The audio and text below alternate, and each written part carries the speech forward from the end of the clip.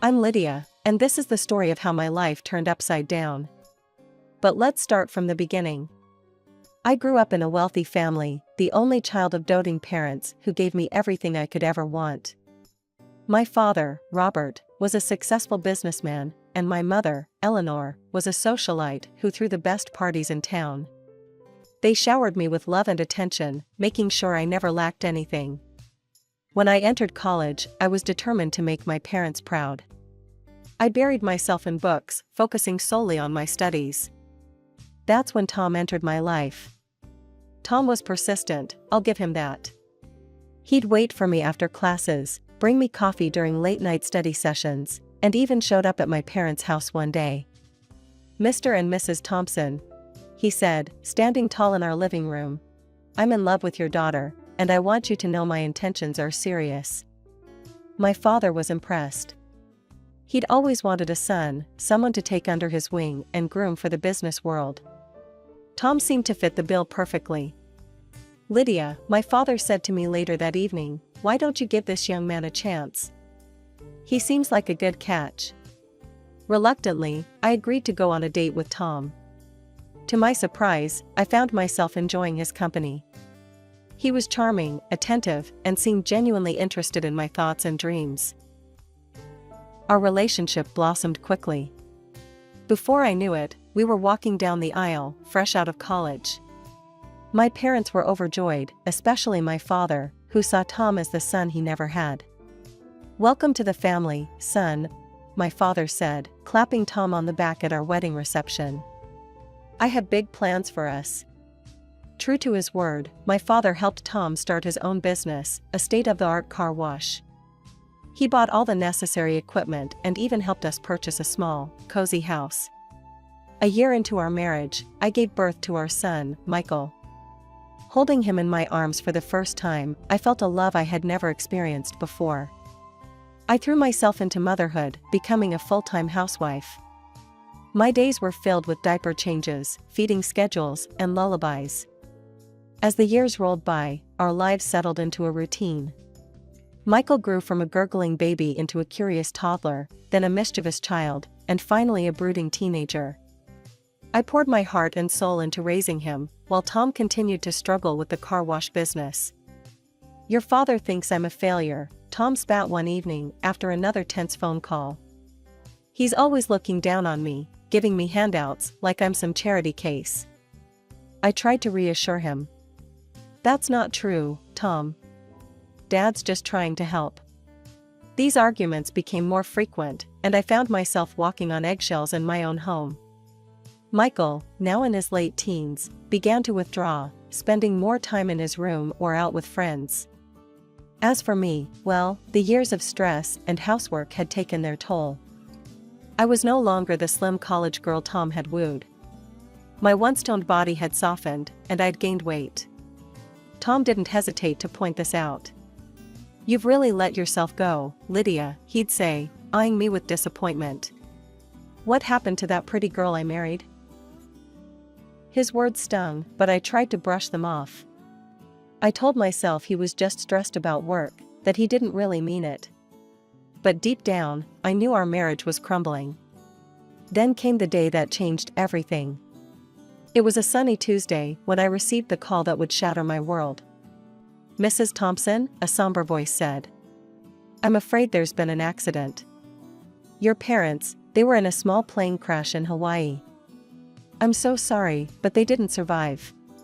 The next few weeks passed in a blur of funeral arrangements and paperwork. Tom was surprisingly absent during this time, leaving me to handle everything on my own. When he was around, he seemed almost cheerful.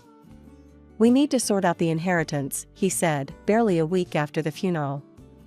"Have you spoken to the lawyer yet?" I was shocked by his insensitivity. "Tom, I'm still grieving. Can't this wait?" He shrugged. "Business doesn't wait, Lydia. We need to know where we stand financially." Reluctantly, I agreed to meet with the family lawyer, Mr. Jacobson. As we sat in his plush office, he cleared his throat awkwardly. "Mrs. Thompson, your parents' will is unusual. It's divided into two parts. I can only reveal the first part now. The second part will be disclosed in exactly 1 year. Tom leaned forward, his eyes glinting. Well, what does the first part say? Mr. Jacobson adjusted his glasses. Your parents have left their mansion to your future grandchildren, with their guardians as trustees until they come of age. I was stunned. But Michael is our only child, and he's not even married yet. As if on cue, Michael, who had insisted on coming to the meeting, let out a low whistle. Wow, that opens up some interesting possibilities, doesn't it? I turned to look at my son, confused by his reaction, but he avoided my gaze. Tom, on the other hand, was fuming. That's it? He demanded. What about the rest of their assets? The businesses? The money? Mr. Jacobson shook his head. I'm afraid that information is in the second part of the will, which cannot be revealed for another year. As we left the lawyer's office, I couldn't shake the feeling that something fundamental had shifted. Tom was uncharacteristically quiet, while Michael seemed lost in thought. Just a few weeks after the reading of the will, Michael dropped a bombshell that left me reeling. Mom, Dad, he announced one evening at dinner, I have someone I want you to meet. The next day, he brought home a young woman named Sarah. She was pretty, with long blonde hair and a saccharine smile that didn't quite reach her eyes.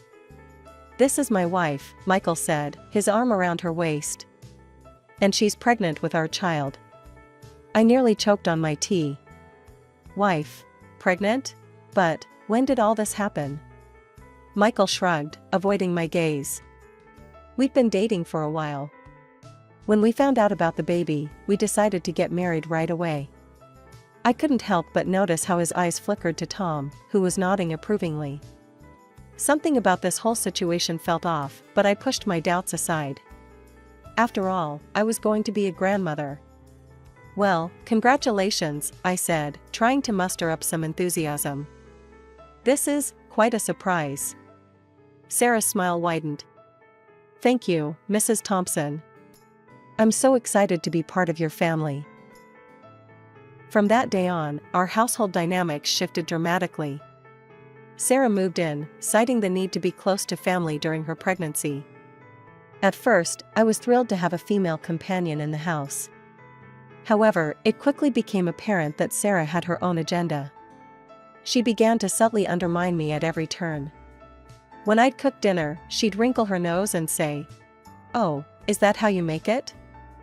I always thought it was done differently. But it was her interactions with Tom that really set off alarm bells.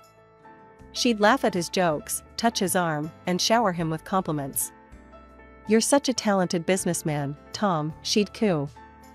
I don't know how you manage it all. Tom, predictably, lapped up the attention. He began spending more time at home, but not with me. He'd sit for hours, talking business with Sarah while I was relegated to the background. I tried to talk to Michael about Sarah's behavior, but he brushed off my concerns. Mom, you're just being paranoid, he'd say. Sarah's great. Maybe you're just jealous, because you're not the center of attention anymore. His words hurt more than he could know. Had I raised a son who cared so little for his mother's feelings? As for Tom, he seemed to revel in the new family dynamic. He'd beam with pride when Sarah complimented him, and I'd catch him looking at me with something akin to disgust. One day, while out grocery shopping, I ran into an old college friend, Jessica. We decided to catch up over coffee, and as we reminisced about our college days, she mentioned something that made my blood run cold. Remember that guy who was always chasing rich girls? Jessica asked. What was his name? Tom something? My heart skipped a beat. Tom? Tom who? Jessica laughed. Oh, you know, that sleazy guy who tried to date every girl with wealthy parents. He ended up marrying some naive rich girl, if I remember correctly. As Jessica continued talking, describing Tom's behavior in college, I felt like I was going to be sick. The Tom she was describing sounded exactly like my husband. Had our entire marriage been based on a lie? With a heavy heart and shaking hands, I pulled into our driveway. The house loomed before me, no longer the cozy home I once loved, but a stage for the drama that was about to unfold. I found Tom in his study, poring over some papers. He barely looked up when I entered. "Tom," I said, my voice steadier than I felt, "we need to talk." He sighed, finally meeting my eyes. "What is it now, Lydia?" I took a deep breath. "I ran into Jessica today. You remember her from college, right?" A flicker of something, was it fear? Passed across his face before he schooled his features into indifference. Vaguely. "What about her?" "She told me about a guy in college.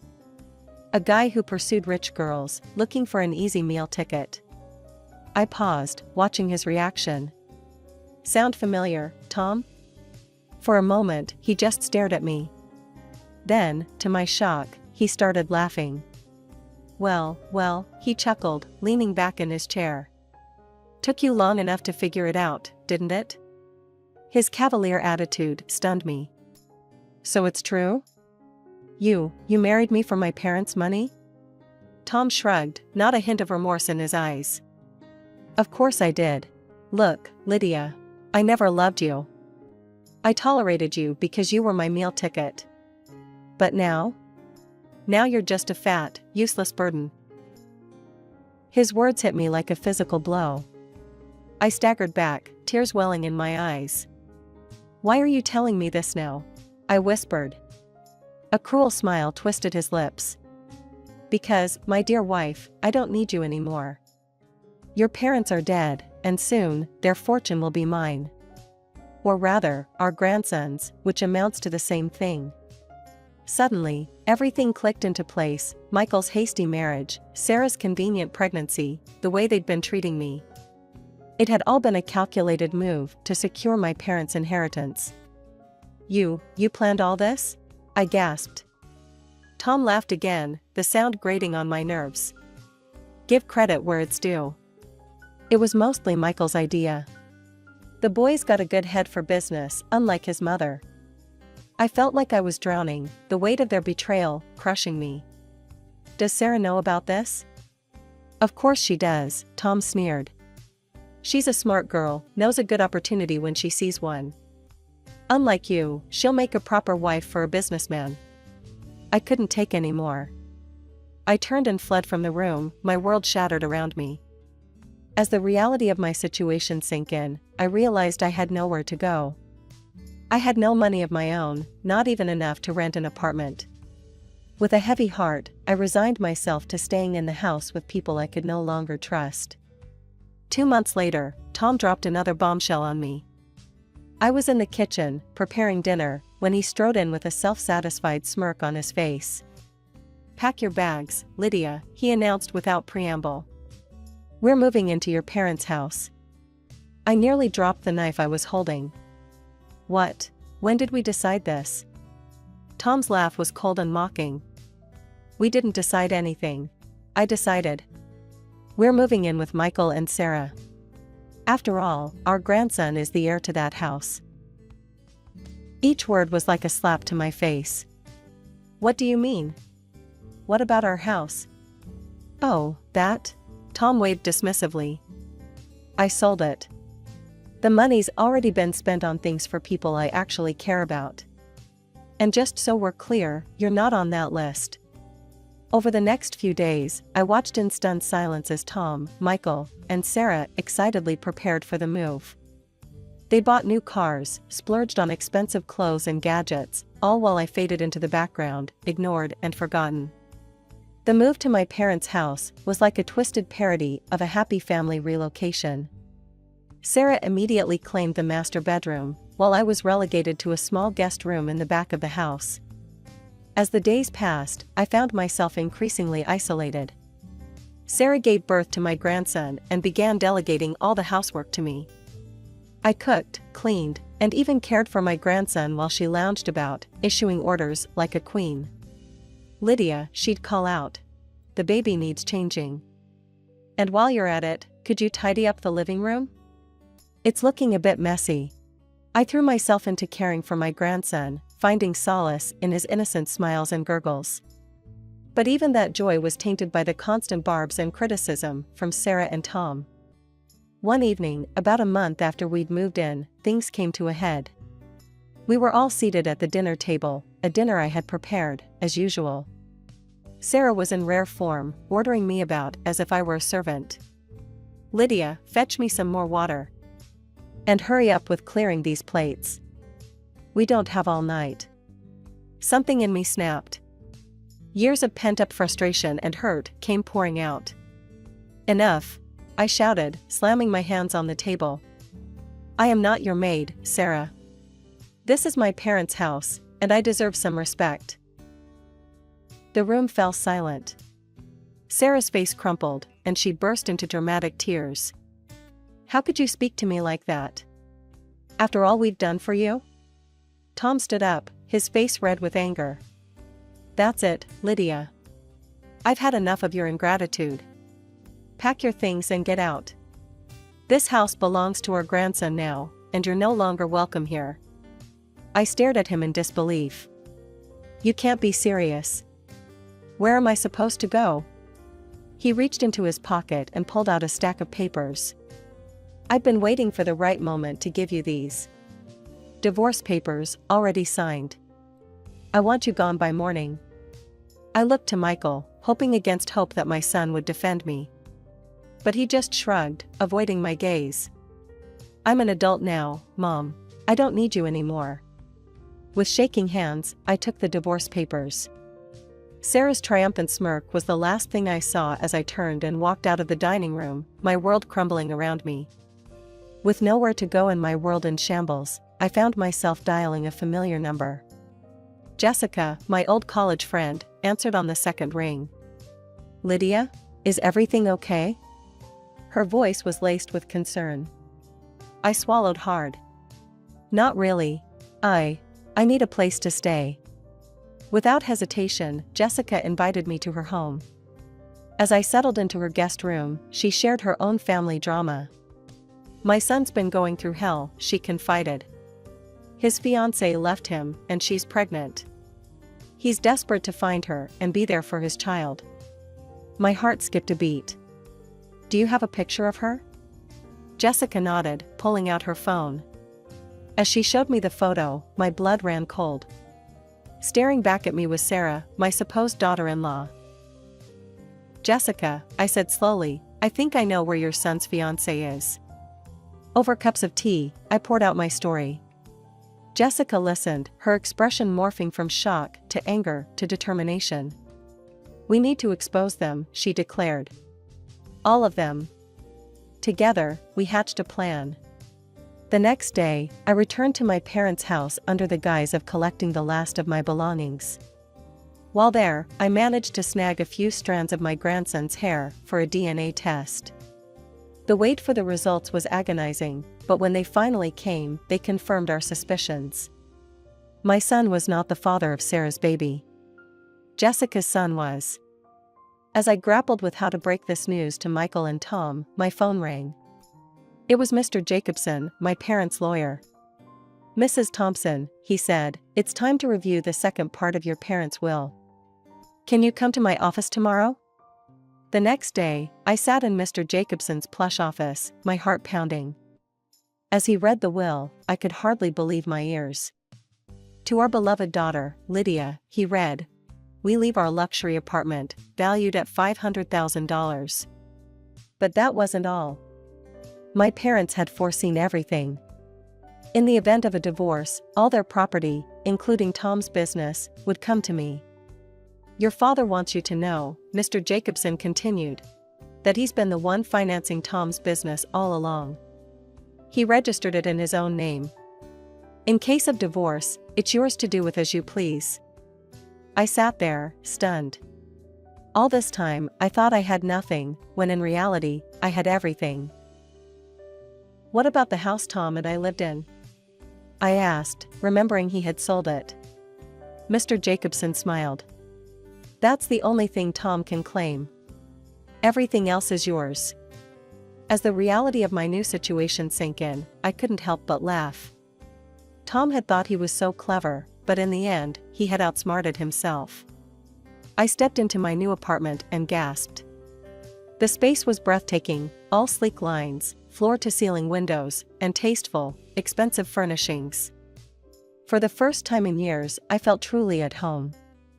As I was exploring my new sanctuary, my phone rang. It was Michael. "Mom," he said without preamble, "it's been a year since the first part of the will was read. We need to know what's in the second part." His tone was demanding, entitled. "I'm sure Grandpa and Grandma left everything to me, right?" I couldn't help but chuckle inwardly at his presumption. "Michael, this isn't a conversation we should have over the phone. Why don't you, Sarah, and your father come over tomorrow morning? I'll text you the address." After hanging up, I called Jessica. "It's time," I told her. "Can you come over tomorrow morning? We're going to settle this once and for all." The next day, I heard the doorbell ring. Taking a deep breath, I opened the door to find Tom, Michael, Sarah, and the baby standing there. Their jaws dropped as they took in the luxurious surroundings. Michael whistled. "Wow, Mom. This place is amazing. I can't wait to move in." Sarah's eyes gleamed with greed. "Yes, it'll be so nice once we get rid of all this old lady decor. And of course, once we get rid of you, Lydia." I raised an eyebrow. "I wouldn't be so hasty if I were you. Please, come in and have a seat." As they settled onto the plush sofa, I excused myself for a moment. When I returned, I wasn't alone. Jessica stood beside me, her presence causing Sarah to pale visibly. "Before we discuss the will," I said, my voice steady, "there's someone I'd like you all to meet. This is my friend, Jessica." Sarah's eyes darted around the room, looking for an escape. Michael and Tom just looked confused. "Now," I continued, "I think it's time we all had a frank discussion. There are some truths that need to be revealed." I paused, savoring the moment. All night, I had rehearsed what I was about to say. The words I had practiced, the revelations I was about to make, would change everything. As I looked at the faces of those who had betrayed me, my ex-husband, my son, and the woman who had tried to steal my life, I felt a surge of righteous anger mixed with anticipation. As Jessica got closer, Tom's eyes widened with recognition. A smirk spread across his face as he let out a bitter laugh. Well, he sneered, gesturing towards me. "Looks like I achieved my goal after all. Married a rich fool, didn't I?" His words stung, but I held my ground. "We'll address your betrayal later, Tom. Right now, there's something more pressing to discuss." I turned to Sarah, who was visibly squirming. "We know the truth about you, Sarah." Michael looked confused. "Mom, what are you talking about?" I took a deep breath. Sarah was looking for a rich husband. When she heard about the will from you, Michael, she saw an opportunity. She decided to pass off someone else's child as your own, to get her hands on your grandparents' estate. Jessica stepped forward, her voice steady. "The baby isn't Michael's. It's my son's child." The room fell silent. Then, I produced the DNA test results. Sarah's face drained of color as realization dawned. In a flurry of movement, Sarah grabbed her bag. "I don't need this. I don't need a beggar's child," she shouted as she fled the apartment. Michael stood there, shell-shocked, the baby still in his arms. He looked lost, pathetic even. Tom, recovering from the initial shock, asked in a small voice, "So, who gets this apartment?" I couldn't help but smile. "Well, Tom, let me enlighten you about the second part of my parents' will." I explained everything, the apartment, the car wash, all of it. Tom's face fell with each revelation. Suddenly, Tom was on his knees. "Lydia, please, I'm sorry. Forgive me. We can work this out." I looked at him coldly. "Get out, Tom. You have 2 days to leave my parents' house, or I'm calling the police." As Tom scrambled to his feet, he turned to Michael. "Son, give me the car I bought you. I need something."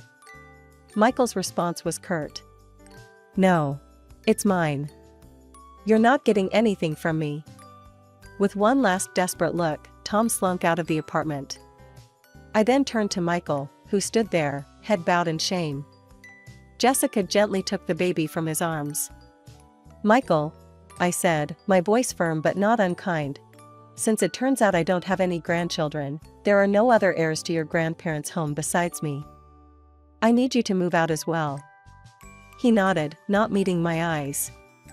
"I'm sorry, Mom. For everything. I'll go pack my things." With that, he too left the apartment. As the door closed behind him, I let out a long breath. The apartment was quiet now, save for the soft coos of the baby in Jessica's arms. I looked at my old friend, feeling a mix of emotions, relief, sadness, and a strange sense of liberation. "Well," I said, managing a small smile, "that didn't go quite how I expected when I woke up this morning." Jessica nodded, bouncing the baby gently. "You did what you had to do, Lydia. They left you no choice." As I sank onto the plush sofa, I realized that for the first time in years, I was truly free. Free from deception, free from manipulation, and free to live life on my own terms.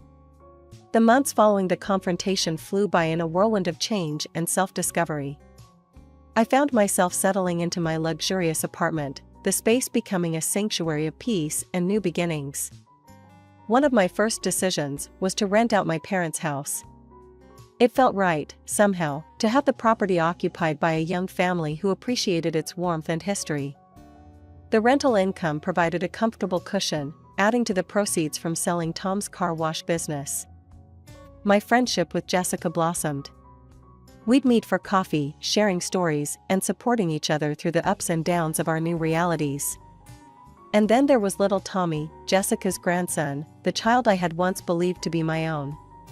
Despite the painful circumstances of his birth, I found myself developing a deep affection for the boy. "He has your eyes," Jessica would joke during our visits, and we'd laugh, finding humor in the absurdity of our intertwined lives. My relationship with Michael was a work in progress. The betrayal had cut deep, but he was still my son, and I couldn't bring myself to sever that bond completely. Our interactions were tentative at first, awkward phone calls, and stilted meetings in neutral coffee shops. But slowly, painfully, we began to rebuild. As for Tom, he became a ghost in my past. I heard through the grapevine that he'd fallen on hard times, his grandiose dreams of wealth and status crumbling in the wake of his exposed deceit.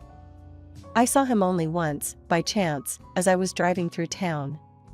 He was working at a small kiosk, looking older and wearier than I remembered. For a moment, our eyes met, and I felt a flicker of something, not love or longing, but a kind of closure. Then the light changed, and I drove on, leaving that chapter of my life firmly in the rearview mirror.